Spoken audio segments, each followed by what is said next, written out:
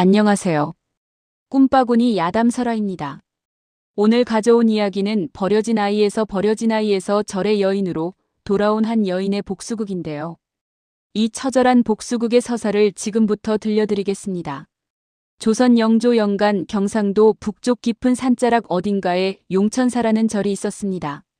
워낙 산 깊은 곳에 자리한 탓에 사람들의 발길이 뜸했고 한양에서는 그 절의 이름조차 아는 이가 드물었습니다.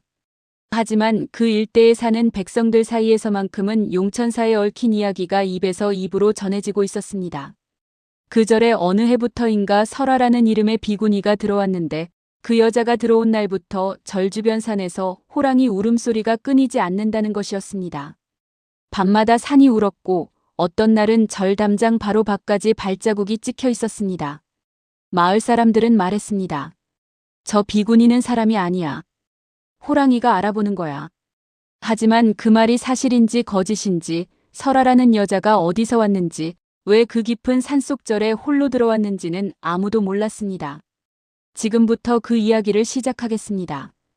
이것은 한 여자의 복수에 관한 이야기입니다. 그리고 그 복수의 씨앗이 어디서 왔는지에 관한 이야기이기도 합니다. 태어나지 말았어야 할 비밀, 알지 말았어야 할 진실, 그리고 그 진실이 불러온 피의 결말.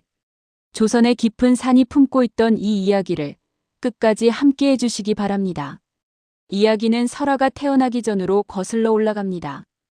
때는 조선 숙종 말년 경상도 안동 땅에 윤씨 가문이라는 큰 양반 집안이 있었습니다. 그 집안의 가주는 윤태준이라는 남자로 나이 40에 이미 고을 수령을 2번이나 지낸 위세 있는 인물이었습니다. 반듯한 외모에 학식도 있었고 집안 또한 손꼽히는 재산가였습니다. 하지만 이 남자에게는 아무도 모르는 비밀이 하나 있었습니다.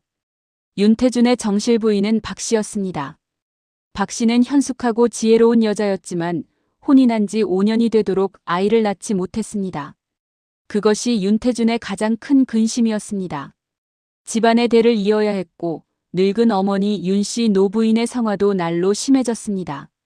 그러던 어느 해봄 윤태준은 관아일로 인근 고을을 순행하다가 작은 주막에서 하룻밤을 묵게 되었습니다. 그 주막의 딸이 연희였습니다. 연희는 21살의 처녀로 주막집 딸치고는 몸가짐이 조신하고 얼굴도 고왔습니다. 윤태준은 그날 밤 술을 한 잔 걸치고 연희를 방으로 불렀습니다. 그것은 단 하룻밤의 일이었습니다. 다음 날 아침 윤태준은 아무 일도 없었다는 듯 말에 올라 떠났습니다.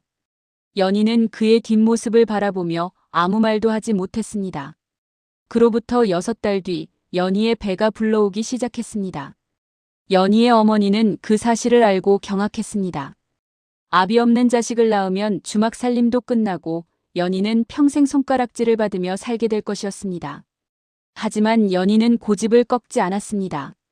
아이를 지우라는 어머니의 말을 끝내 거부했습니다. 이 아이는 낳겠습니다. 어떻게든 낳겠습니다. 그 말이 어디서 나온 것인지 연희 자신도 제대로 알지 못했습니다. 그냥 뱃속에 있는 아이를 지울 수가 없었습니다. 한겨울 눈이 쌓인 날 밤 연희는 혼자 아이를 낳았습니다. 아이를 받아줄 사람도 없었습니다. 허름한 방 안에서 연희는 이를 악물고 소리 없이 아이를 낳아냈습니다. 딸이었습니다. 아이를 안아들었을 때 연희의 눈에서 눈물이 흘렀습니다. 기쁨인지 슬픔인지 알 수 없는 눈물이었습니다. 하지만 그 눈물이 채 마르기도 전에 연희의 어머니가 방 안으로 들어왔습니다. 그리고 연희의 팔에서 아이를 빼앗아 들었습니다. 이 아이는 없는 아이다. 알겠느냐? 연희가 미처 저항하기도 전에 어머니는 아이를 포대기에 싸서 방을 나갔습니다. 그날 밤 눈이 내리고 있었습니다. 펑펑 소리 없이. 연희는 방 안에서 뛰쳐나가려 했지만 온몸에 힘이 없었습니다. 막 아이를 낳은 몸이었으니까요. 그녀는 그 자리에서 쓰러지듯 주저앉아 목 놓아 울었습니다. 그 아이가 바로 훗날 설아가 되는 아이였습니다. 연희의 어머니는 아이를 안동윤씨 가문 담장 앞에 갖다 놓았습니다. 단 하나의 물건과 함께 작고 붉은 실로 묶인 놀이개 하나였습니다. 그 놀이개 안에 작은 쪽지가 끼워져 있었습니다. 거기에는 단 한 줄이 적혀 있었습니다. 이 아이의 아비는 이 집 주인이요. 눈이 쌓인 담장 아래 아이는 소리도 내지 못하고 누워 있었습니다. 새벽 찬 바람이 불어왔습니다. 아이는 죽을 수도 있었습니다. 하지만 그날 새벽 윤 씨 가문의 늙은 종막쇠가 장작을 하러 나왔다가 그 아이를 발견했습니다. 막쇠는 울고 있는 아기를 안아들고 안채로 달려갔습니다. 아이가 발견되었다는 소식은 순식간에 윤 씨 집안 안에 퍼졌습니다. 노리개 속쪽지를 읽은 것은 윤태준의 어머니 윤 씨 노부인이었습니다. 그녀는 그 쪽지를 읽고 한동안 아무 말도 하지 않았습니다. 그리고 쪽지를 촛불에 태워버렸습니다. 윤태준은 그 사실을 알고 있었습니다. 아니, 처음부터 아이가 자신의 자식일 수도 있다는 것을 짐작하고 있었습니다. 하지만 그는 입을 다물었습니다. 인정하지 않았습니다. 윤 씨 노부인은 그 아이를 어떻게 처리할지 며칠을 고민했습니다. 아이를 다시 내다버리자니 이미 집안 종들이 다 알고 있었습니다. 그렇다고 사생아를 공식적으로 집안에 들이자니 정실부인 박 씨의 체면이 문제였습니다. 결국 윤 씨 노부인이 내린 결론은 교묘했습니다. 아이를 정실부인 박 씨의 자식으로 올리는 것이었습니다. 박 씨가 아이를 낳지 못하는 것이 집안의 근심이었는데 이 아이를 박 씨의 소생으로 꾸미면 여러 문제가 한꺼번에 해결될 수 있었습니다. 아이는 살고 집안의 대도 이을 수 있었습니다. 하지만 박 씨는 그것을 거부했습니다. 어찌 저더러 그 아이의 어미 노릇을 하라 하십니까? 저는 그리 못하겠습니다. 박 씨의 목소리는 차분했지만 그 안에는 단단한 무언가가 있었습니다. 남편이 다른 여자에게서 아이를 얻었다는 사실이 그녀의 가슴에 어떤 상처를 남겼는지는 그 누구도 짐작하기 어려웠습니다. 하지만 윤 씨 노부인은 물러서지 않았습니다. 며느리를 불러 조용히 설득했습니다. 설득이 안 되자 압박했습니다.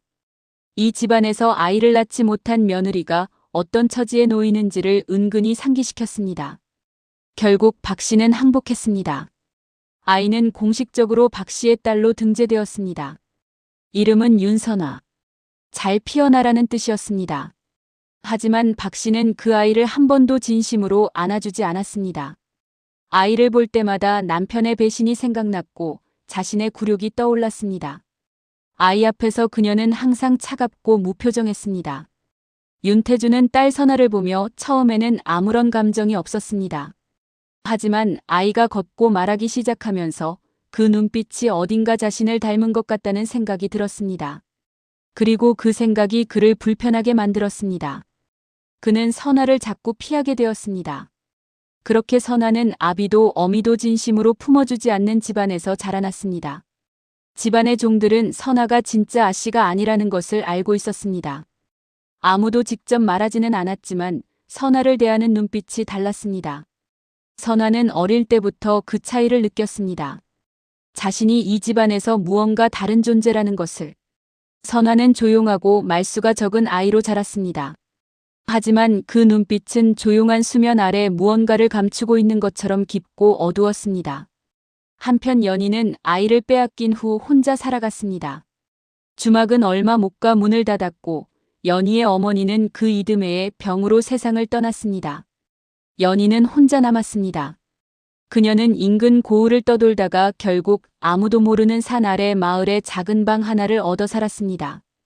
바느질 품을 팔아 겨우 끼니를 이었습니다.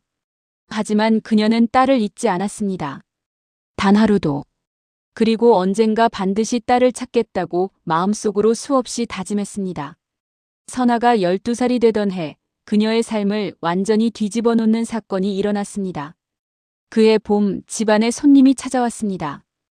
윤태준의 오래된 벗 최익준이었습니다. 최익준은 한양에서 작은 관직을 하나 얻어 잠깐 내려온 참이라 했습니다. 두 남자는 사랑채에서 며칠 동안 술을 마시며 이야기를 나눴습니다. 선아는 어느 날 저녁 사랑채 툇마루 밑에 수머벌레를 잡다가 두 사람의 대화를 엿들었습니다. 처음에는 그냥 어른들의 이야기려니 하고 흘려들었습니다. 하지만 그 대화가 자신에 관한 것이라는 것을 깨닫는 순간 선아는 온몸이 굳어버렸습니다. 그 주막집 여자 딸이 아직도 그 집에 있는가? 선아 말인가 있지. 딱히 어찌할 수도 없고 생모는 어디 있는지 모르지 알 필요도 없고. 선아는 그 자리에서 미동도 하지 못했습니다. 심장이 쿵하고 내려앉는 느낌이었습니다. 생모. 생모라는 말이 귓속에서 맴돌았습니다. 그렇다면 자신을 낳은 여자가 따로 있다는 것입니다. 박 씨가 자신의 어머니가 아니라는 것입니다. 선아는 그날 밤 이불 속에서 눈을 뜨고 천장만 바라봤습니다. 잠이 오지 않았습니다. 머릿속에서 수많은 생각들이 소용돌이쳤습니다. 그동안 느꼈던 이상한 차이들, 박 씨가 자신을 대하는 냉담한 눈빛, 아버지가 자신을 피하는 모습, 종들의 묘한 시선들. 그 모든 것이 하나로 꿰어졌습니다. 다음 날 아침 선아는 아무 일도 없었던 것처럼 밥상에 앉아 밥을 먹었습니다. 하지만 그 안에서 무언가가 달라져 있었습니다. 쪼개진 것이 있었습니다. 그것이 무엇인지는 12살의 선아 자신도 제대로 알지 못했습니다. 다만 분명한 것은 하나였습니다. 이제 이 집안이 더 이상 자신의 집안처럼 느껴지지 않는다는 것이었습니다.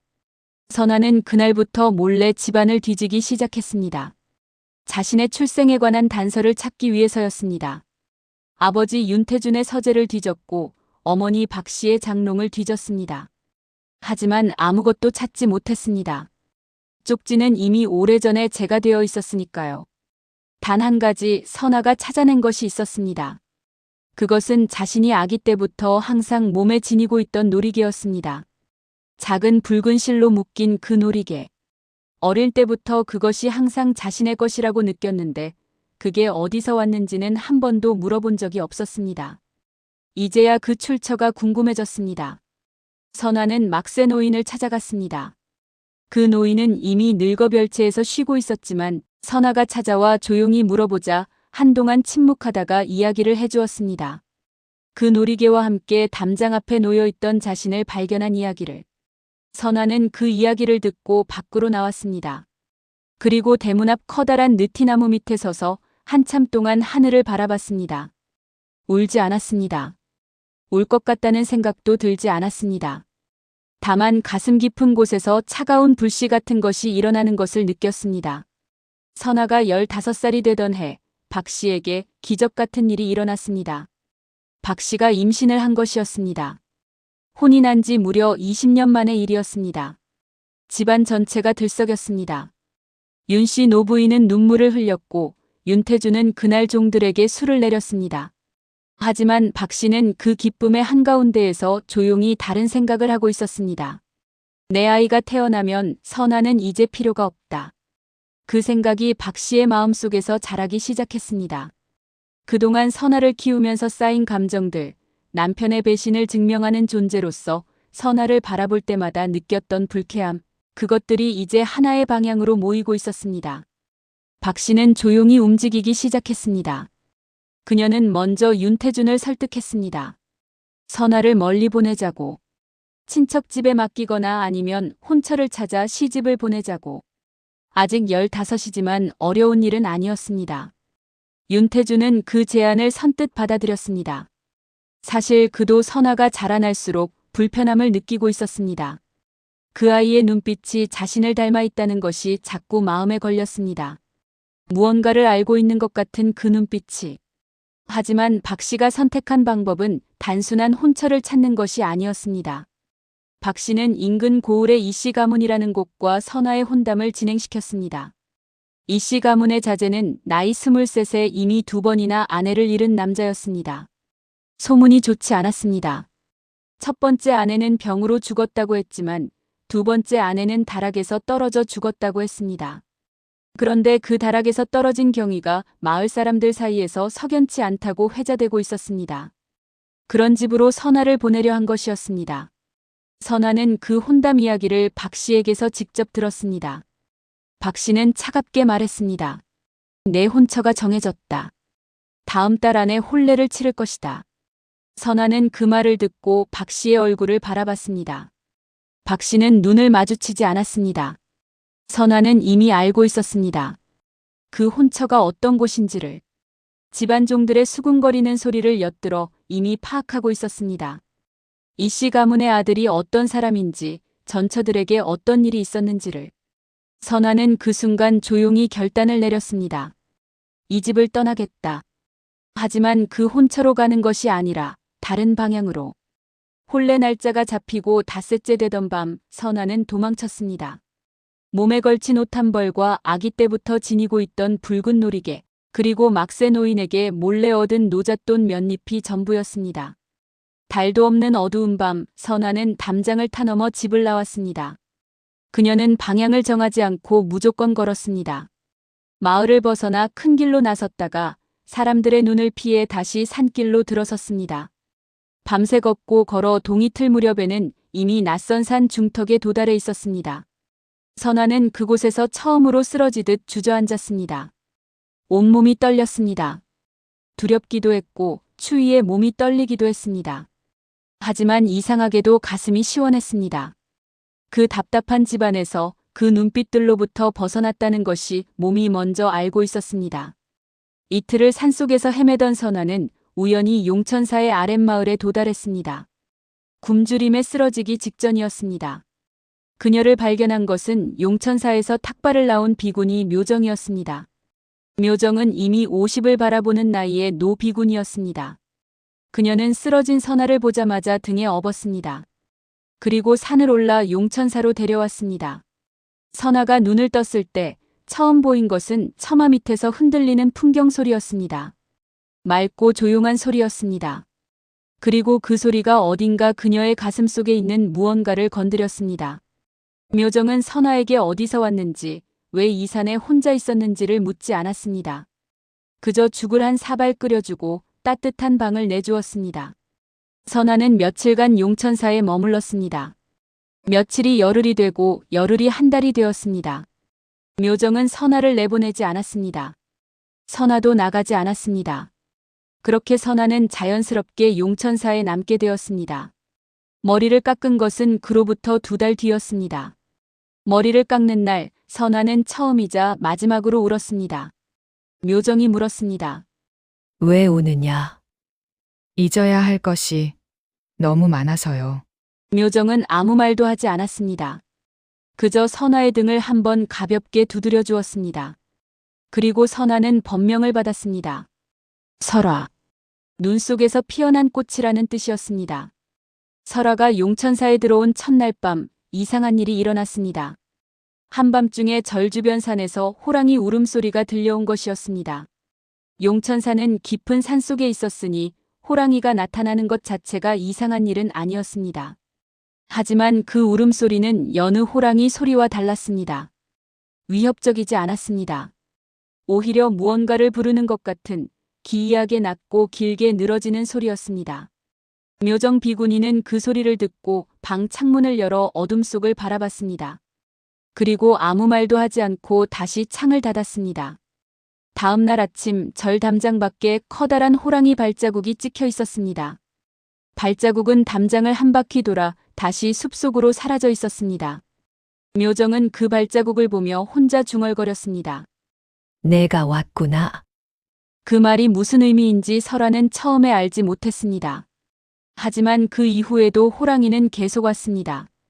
설아가 용천사에 있는 한 밤마다 울음소리가 들렸습니다. 어떤 날은 더 가까이, 어떤 날은 멀리서. 용천사에 함께 있던 다른 비구니들은 두려워했습니다. 하지만 설아는 이상하게도 그 울음소리가 무섭지 않았습니다. 오히려 익숙했습니다. 마치 오래전부터 들어왔던 소리처럼. 어느 날 밤 설아는 혼자 절 마당에 나와 앉았습니다. 달빛이 마당을 환하게 밝히고 있었습니다.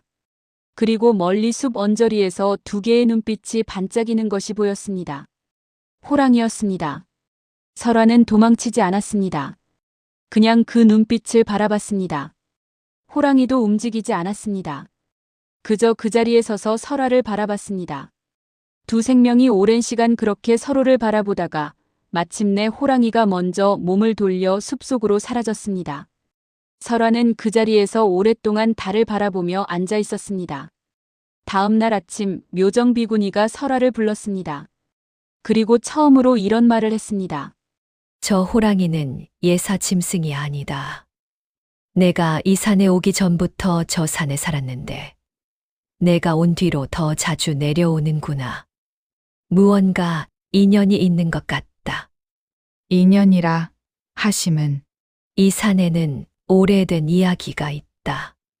때가 되면 알게 될 것이야. 그 말의 의미가 무엇인지 설아는 이해하지 못했습니다. 하지만 오래된 이야기라는 말이 마음속에 남았습니다. 그 이후 설아는 밤마다 마당에 나와 앉는 버릇이 생겼습니다. 그리고 호랑이도 빠짐없이 나타났습니다. 마치 약속한 것처럼. 두 존재는 말이 없었지만 그 침묵 안에 무언가 통하는 것이 있었습니다. 마을 사람들 사이에서 소문이 퍼지기 시작했습니다. 용천사의 젊은 비구니는 호랑이와 통한다. 호랑이가 그 비구니를 지킨다. 아니면 호랑이가 그 비구니를 노리고 있다. 어느 쪽이 진실인지는 아무도 몰랐습니다. 용천사에서 3년이 흘렀습니다. 설아는 어느덧 18살이 되었습니다. 불경을 외우고 밥을 짓고 마당을 쓸고 탁발을 나가는 단조로운 생활이었습니다. 하지만 설아의 마음속에서는 한 가지 생각이 끊임없이 떠올랐습니다. 생모를 찾아야 한다. 막세 노인에게 들은 이야기에 따르면 담장 앞에 자신을 갖다 놓은 것은 자신의 외할머니였습니다. 그렇다면 자신을 낳은 어머니는 따로 있습니다. 그 어머니가 지금 어디에서 무엇을 하고 있는지 설아는 묘정 비구니에게 물었습니다. 스님, 제가 탁발을 나가면서 사람을 수소문해도 되겠습니까? 누구를 찾느냐? 저를 낳아주신 분을요. 묘정은 한동안 침묵했습니다. 그리고 설아의 눈을 바라보다가 천천히 고개를 끄덕였습니다. 설아는 그날부터 탁발을 나갈 때마다 조심스럽게 수소문했습니다. 안동 근방 주막집 딸로 연이라는 여자에 대해 아는 사람이 있느냐고. 하지만 수소문은 쉽지 않았습니다. 안동에서 이산까지는 꽤 거리가 있었고 연이라는 이름은 흔했습니다. 반년이 지나도록 아무 소식이 없었습니다. 그러던 어느 날 탁발을 나갔다가 우연히 이웃 마을 장터에서 한 노파를 만났습니다. 노파는 선아가 들고 있는 붉은 놀이개를 보고 눈이 동그래졌습니다. 아이고, 그 놀이개가 어찌 내 손에 있느냐. 설아는 그 노파가 자신의 생모 연희를 알고 있다는 것을 직감했습니다. 노파는 연희와 한 동네에서 살았던 이웃이었습니다. 그 놀이개가 연희가 딸에게 함께 보낸 물건이라는 것을 알고 있었습니다. 그 노파를 통해 설아는 연희의 현재 거처를 알아냈습니다. 연희는 이 산에서 그리 멀지 않은 어느 마을 외곽의 작은 방에서 여전히 바느질품을 팔며 혼자 살고 있었습니다. 설아는 가슴이 쿵 내려앉았습니다. 20년 가까이 사라진 줄로만 알았던 사람이 이렇게 가까운 곳에 있었다는 것이 믿기지 않았습니다. 설아는 그 마을로 달려갔습니다. 아니, 스님의 몸으로 달려가는 것은 법도에 맞지 않으니 빠른 걸음으로 걸어갔습니다. 그리고 마을 외곽 가장 허름한 집 앞에 섰습니다. 문을 두드렸습니다. 안에서 인기척이 들렸습니다. 그리고 문이 열렸습니다. 마주선 두 사람은 아무 말도 하지 못했습니다. 연희는 이미 40줄에 접어든 나이였지만 그 눈빛은 설아의 눈빛과 이상하게 닮아 있었습니다. 무언가를 오래 참아온 사람의 눈빛, 깊고 조용하고 쉽게 꺼지지 않는 눈빛이었습니다. 연희의 눈에서 눈물이 흘렀습니다. 설아는 무릎을 꿇었습니다. 그날 두 사람은 밤새 이야기를 나눴습니다. 연희는 모든 것을 말했습니다. 설아가 어떻게 태어났는지, 어떤 사정으로 담장 앞에 보내졌는지, 그리고 그 이후 자신이 어떻게 살아왔는지. 말을 하면서 연희는 쉼없이 울었습니다. 5년치 눈물이 한꺼번에 쏟아지는 것 같았습니다. 설아는 울지 않았습니다. 이미 마음의 준비가 되어 있었습니다. 하지만 연희의 이야기를 들으면서 가슴 안에서 무언가가 달아오르는 것을 느꼈습니다. 윤태준이라는 이름, 박씨 부인이라는 이름이 나올 때마다 그 달아오름이 더 강해졌습니다. 연희가 말했습니다. 내가 너를 지키지 못했다. 내 외할머니가 그렇게 할 것인 줄은 몰랐다. 나는 평생 그것을 안고 살았다. 설아는 연희의 손을 꼭 잡았습니다. 어머니, 저는 살아있습니다. 그것으로 충분합니다. 하지만 그 말이 진심인지는 설아 자신도 알 수 없었습니다. 그 이후 설아는 연희를 정기적으로 찾아가기 시작했습니다. 탁발을 핑계로 달에 한 번씩 그 마을을 들렀습니다. 연희는 그 방문을 기다렸습니다. 삶의 유일한 기쁨처럼. 그러던 어느 날 연희가 설아에게 조용히 말했습니다. 선화야, 아니 설아야. 너의 아비 집에서 요즘 이상한 일이 일어나고 있다는 말을 들었다. 설아의 눈빛이 날카로워졌습니다. 연희의 말에 따르면 윤태준이 최근에 고을 수령 자리를 다시 맡게 되었는데 그 과정에서 뇌물을 바쳤다는 소문이 돌고 있다고 했습니다. 그리고 박 씨에게서 낳은 아들이 이제 12살인데 그 아들을 위해 집안의 재산을 모두 정리하고 있다는 이야기도 들렸습니다. 자신처럼 버려진 사람들, 빚에 쪼들린 소작농들에게서 땅을 빼앗는 방식으로. 설아는 그 이야기를 들으며 오랫동안 아무 말도 하지 않았습니다. 그리고 용천사로 돌아오는 산길을 걸으면서 처음으로 한 가지 생각이 머릿속에 굳어지기 시작했습니다. 그것을 가만히 둬야 하는가? 설아가 내면에서 뭔가 달라지고 있다는 것을 묘정 비구니는 먼저 알아챘습니다. 설아의 눈빛이 변해가고 있었습니다. 처음 용천사에 왔을 때의 그 지쳐있고 공허한 눈빛이 아니었습니다. 뭔가를 향해 천천히 조용히 타오르기 시작하는 눈빛으로 바뀌고 있었습니다. 묘정은 설아를 불렀습니다. 마음속에 불을 품고 있구나. 스님, 나는 다 안다. 내가 생모를 찾은 것도 그 이후 마음이 흔들리고 있는 것도. 설아는 고개를 숙였습니다. 묘정 비구니에게 숨길 수 있는 것이 없었습니다. 묘정은 한동안 침묵하다가 설아에게 이런 말을 했습니다. 내가 왜 이 절에 있는지 너는 아느냐? 설아는 고개를 저었습니다. 묘정의 과거를 물어본 적이 한 번도 없었습니다. 묘정은 조용히 이야기를 시작했습니다. 묘정의 본래 이름은 복례였습니다. 젊은 시절 그녀는 안동 근방의 한중인 집안 딸이었는데 20살에 혼이 나여 아들 하나를 낳았습니다. 행복한 살림이었습니다. 하지만 남편이 일찍 죽고 홀로 아들을 키우며 살다가 그 아들마저 10살에 열병으로 잃었습니다. 복례는 그 이후 모든 것을 놓아버리고 이산을 찾아왔습니다. 그런데 복례가 이산에 오게 된 데는 또 하나의 이유가 있었습니다. 남편이 죽기 전 그녀의 아들이 윤씨 가문과 연결되어 있었습니다. 윤태준의 아버지 대에서 저질러진 일로 복례의 남편이 윤씨 가문의 장부 조작에 억울하게 연루되어 재산을 모두 빼앗긴 것이었습니다. 그 충격이 결국 남편의 건강을 해쳤고 일찍 세상을 떠나게 했습니다. 복례는 그 사실을 알면서도 힘이 없어 아무것도 할 수 없었습니다. 그 무력함이 그녀를 절로 이끌었습니다.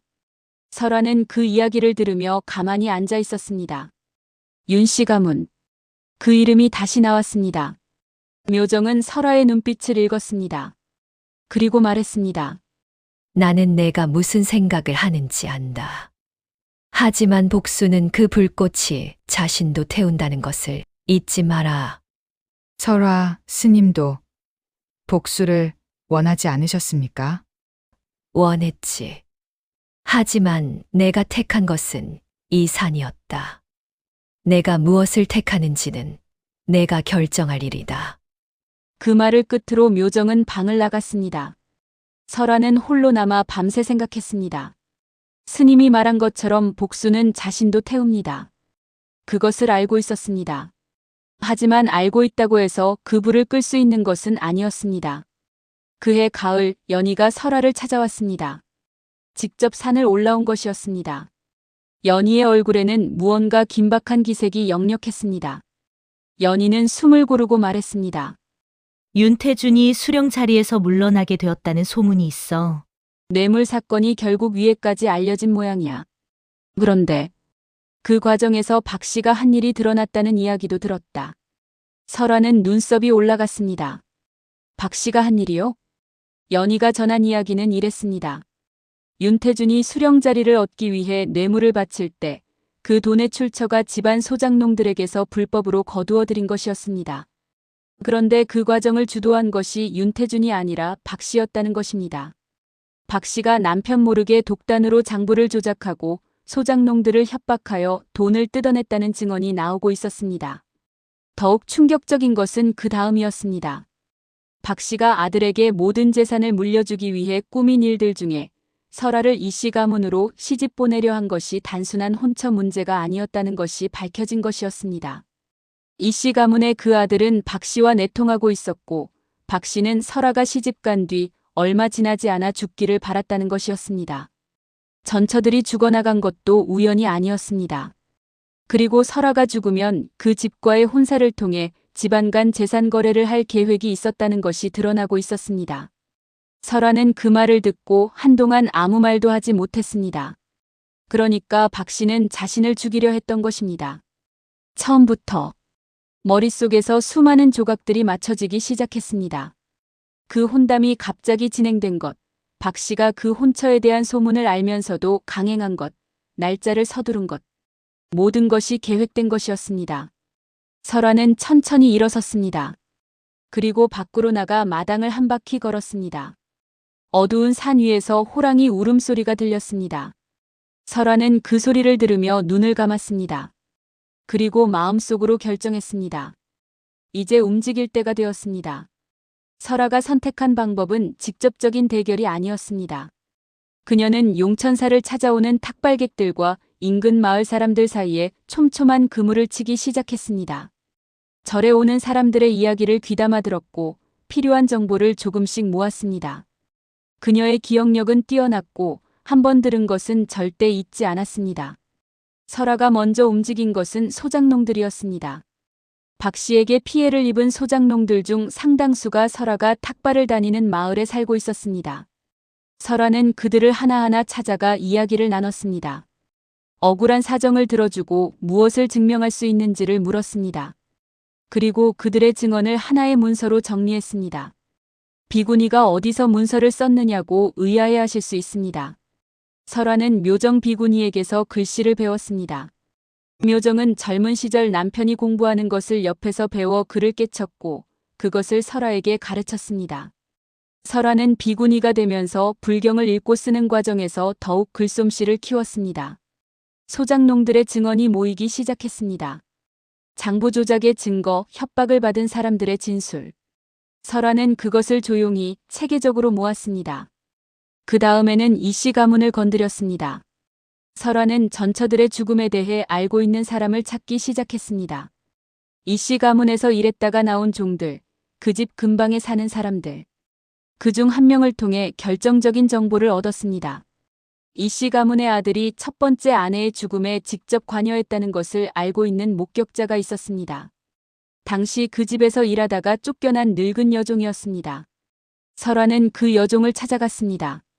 여종은 처음에는 입을 열려 하지 않았습니다. 두려움 때문이었습니다. 하지만 설아는 서두르지 않았습니다.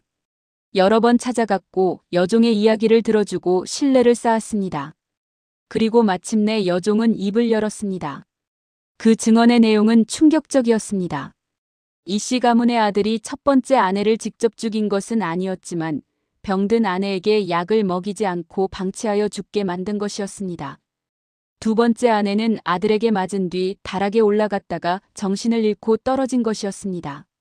설아는 그 증언을 받아 적었습니다. 이제 두 가지 패가 손에 들어왔습니다.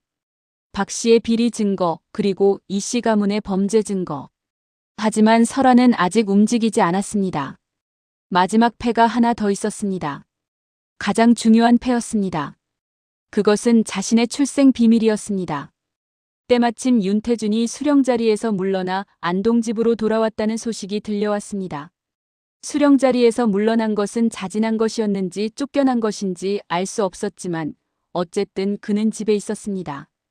그리고 집안에서 뇌물 사건의 파장을 무마하기 위해 분주히 움직이고 있었습니다. 설아는 연희를 통해 그 소식을 전달받았습니다. 그리고 연희에게 한 가지를 부탁했습니다. 윤태준 앞으로 편지를 한 통 전달해달라는 것이었습니다. 연희는 떨리는 손으로 그 편지를 받아들었습니다. 편지 안에는 이렇게 적혀 있었습니다. 당신의 딸이 살아있습니다. 그리고 당신이 숨기고 싶은 것들을 모두 알고 있습니다. 발신인의 이름은 쓰지 않았습니다.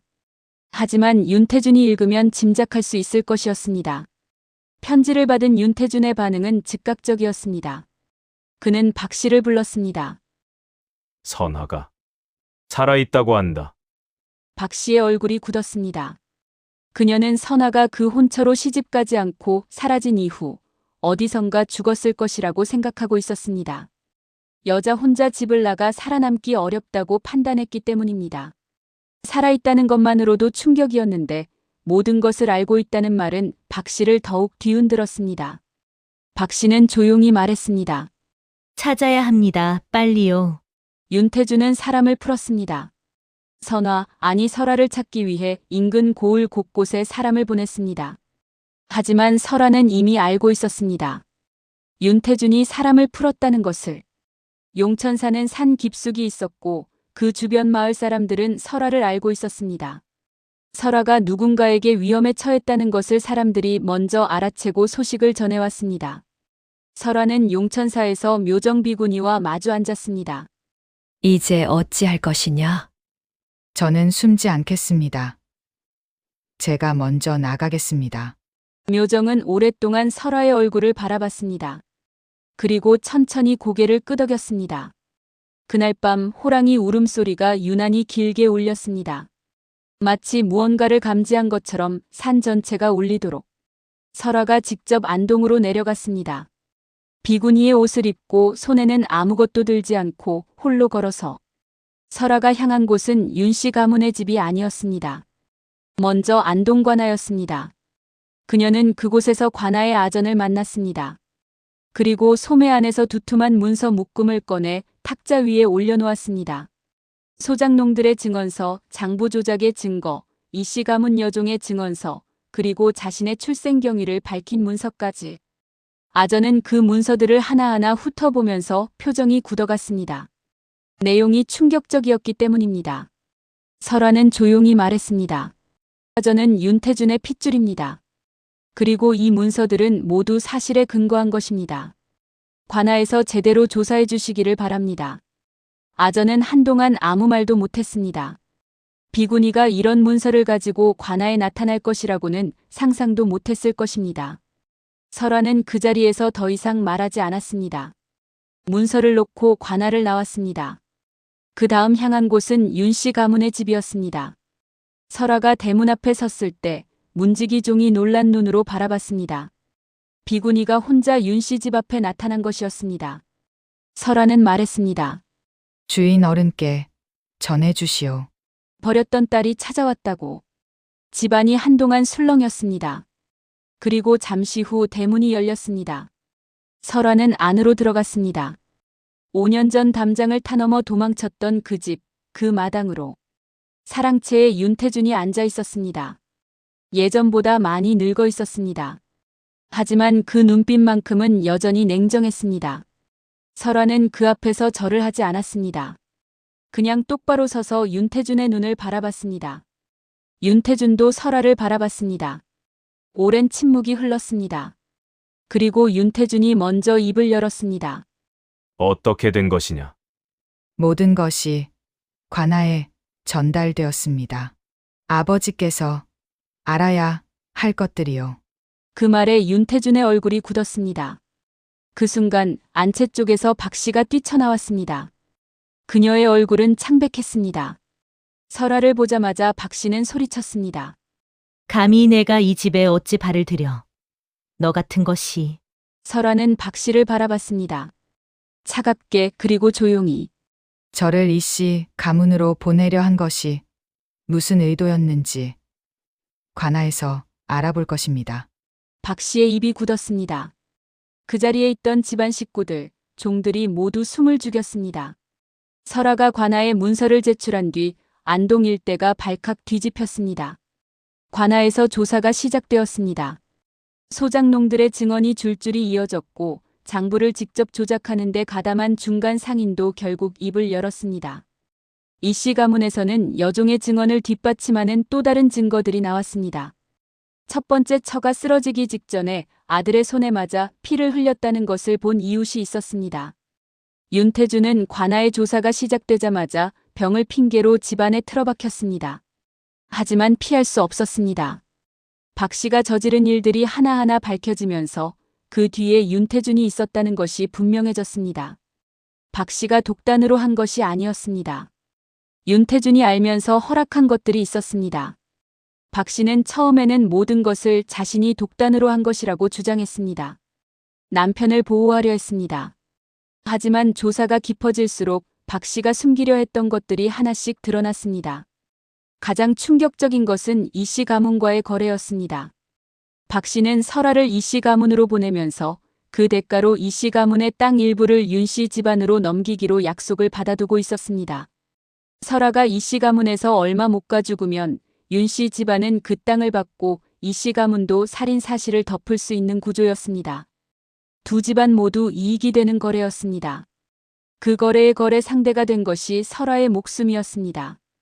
그 사실이 관아에서 밝혀지는 날 안동 일대 사람들 사이에서 윤 씨 가문과 이 씨 가문의 이름은 완전히 바닥으로 떨어졌습니다. 이 씨 가문의 아들은 전처 관련 혐의로 포도청에 이송되었습니다. 박 씨는 비리와 살인모의 혐의로 신문을 받게 되었습니다.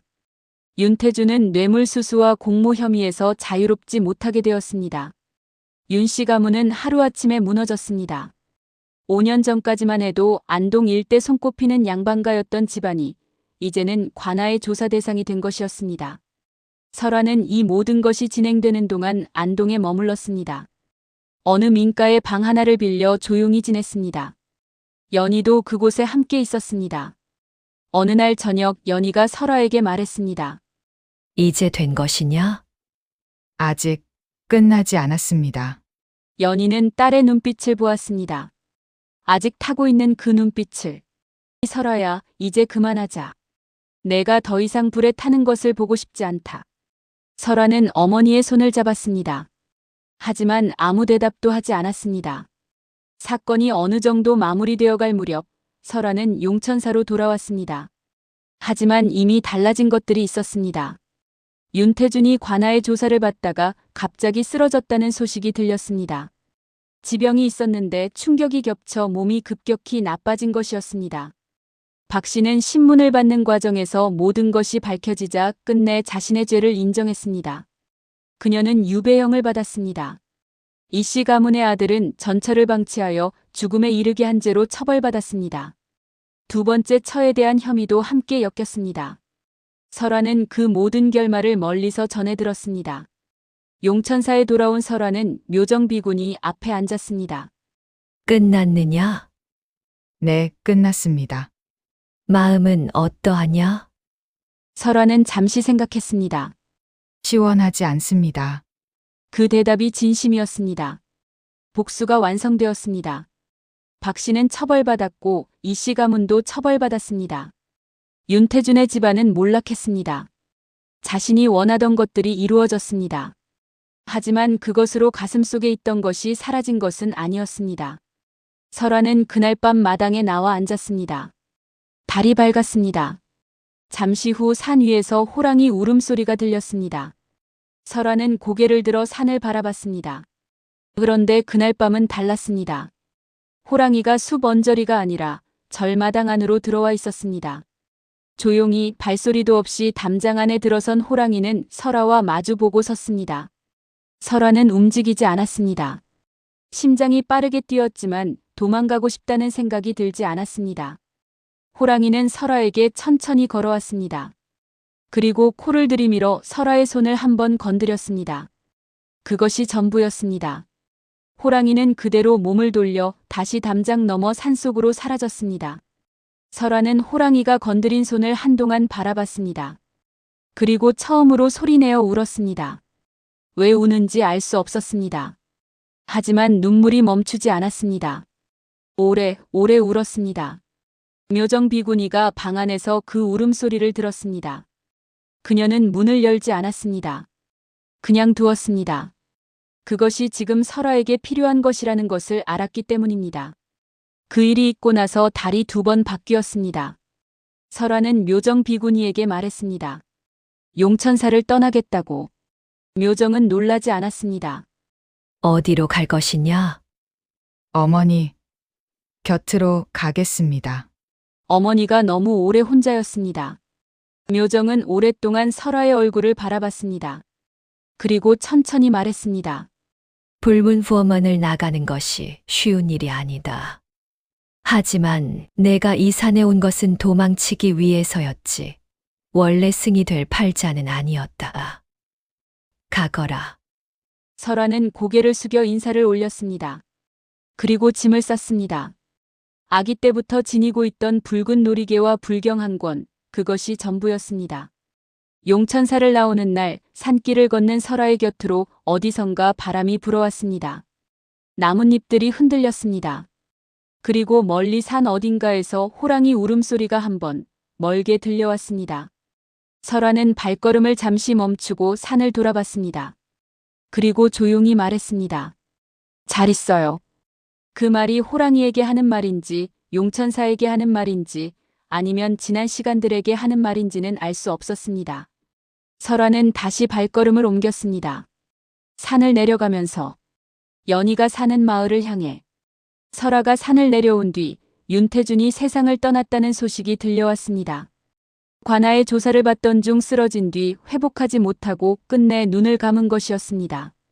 죽기 이틀 전 윤태준은 주변 사람들을 다 내보내고 혼자 있었다고 했습니다. 그리고 그 시간 동안 무엇을 했는지 아무도 몰랐습니다. 다만 그가 죽은 뒤 머리맡에 종이 한 장이 놓여 있었는데 거기에는 단 한 줄이 쓰여 있었습니다. 선아에게 미안하다. 그 종이는 집안 사람들에게 발견되었지만 설아에게 전달되지는 않았습니다.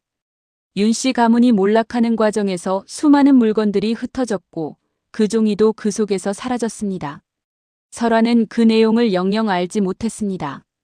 나중에 설아가 윤태준의 죽음 소식을 들었을 때 그녀는 오랫동안 아무 말도 하지 않았습니다. 슬픈지 아닌지도 알 수 없었습니다. 그 사람은 자신을 낳은 아비였지만 아비다운 것을 한 번도 한 적이 없는 사람이었습니다. 연희는 그 소식을 듣고 딸의 얼굴을 살폈습니다. 설아는 그 시선을 느끼며 말했습니다. 어머니, 울지 않으셔도 됩니다. 저도 울지 않을 것입니다. 그래도 내 아비인데. 아비라는 것은 낳는 것으로 되는 것이 아니라 살아가는 것으로 되는 것입니다.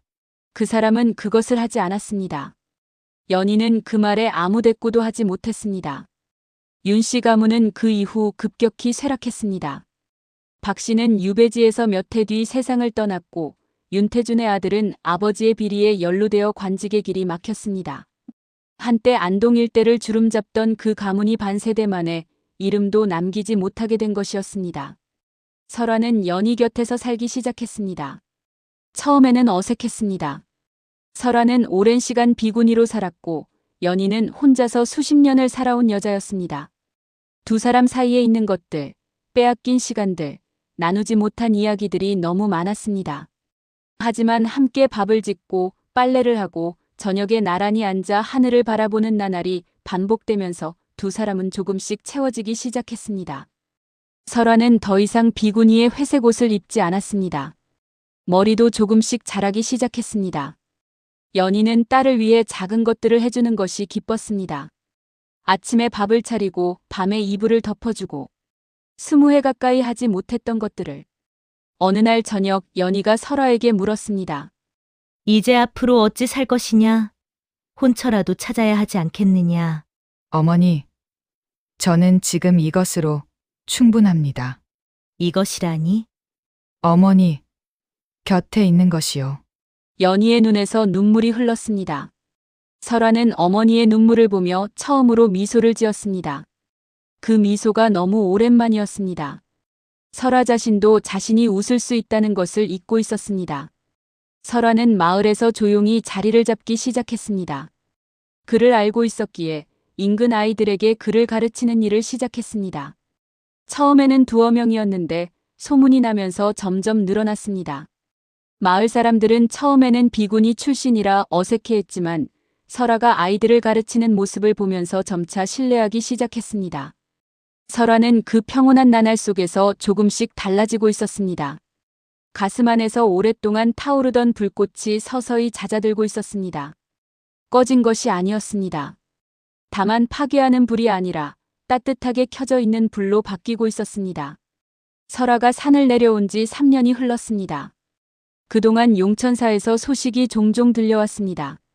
묘정 비구니가 여전히 잘 계신다는 것, 절에 새 비구니가 들어왔다는 것. 설아는 그 소식을 들을 때마다 마음이 편안해졌습니다. 그러던 어느 가을밤이었습니다. 설아가 집 앞마당에서 달을 바라보고 있을 때 어디선가 낯익은 소리가 들렸습니다. 호랑이 울음소리였습니다.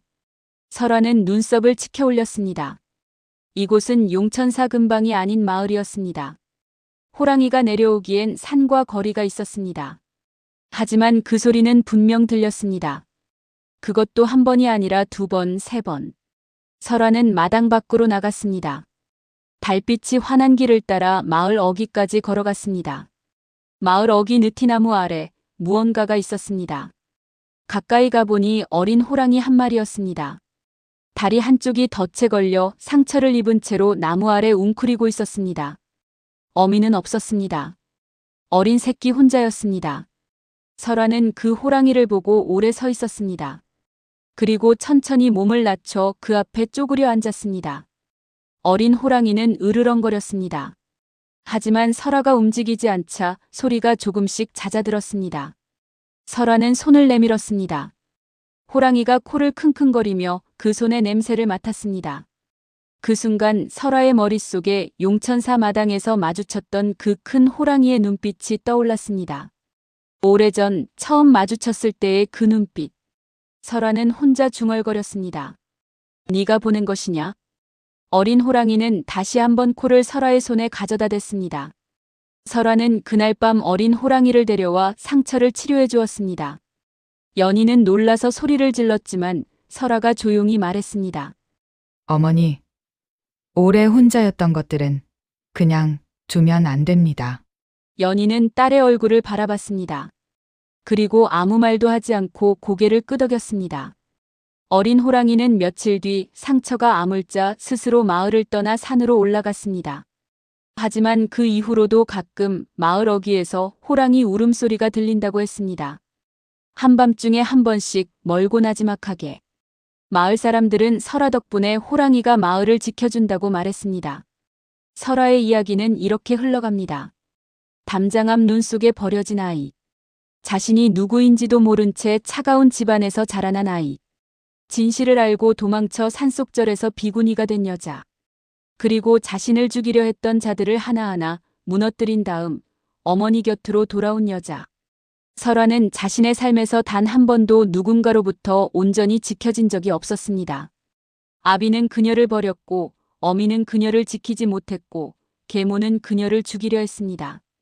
그리고 그 모든 것을 견디면서 설아는 스스로 자신을 지켰습니다. 그것이 쉬운 일이었을까요? 당연히 아닙니다. 설아가 복수를 선택했을 때 그 불꽃이 자신도 태울 수 있다는 것을 알고 있었습니다. 묘정 비구니가 그것을 경고했고 설아 자신도 그것을 느꼈습니다. 하지만 그녀는 그 불꽃을 끄지 않았습니다. 단지 방향을 정했습니다.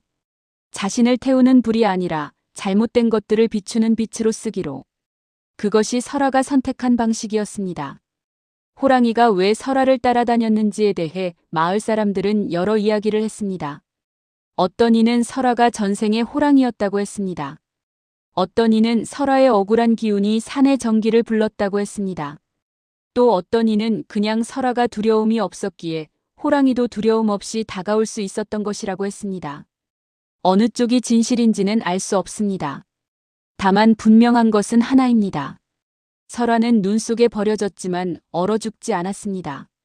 담장 앞 차가운 새벽에 놓였지만 거기서 이야기가 끝나지 않았습니다. 눈 속에서도 꽃은 핍니다. 그것이 설아라는 이름의 뜻이었고 그녀의 삶이 보여준 것이었습니다. 마지막으로 한 가지만 덧붙이겠습니다. 훗날 이 이야기가 마을 사람들 사이에서 전해질 때 사람들은 이 이야기를 호랑이에게 물려간 비군이라고 불렀습니다. 하지만 이야기를 끝까지 들은 사람들은 알고 있었습니다.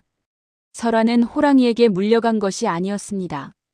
오히려 호랑이가 그녀를 따라간 것이었습니다. 이 세상 온갖 굴레에 묶여 살아가면서도 자신의 불꽃을 끝까지 잃지 않은 한 여자를 산의 정령 같은 짐승도 알아본 것이었습니다.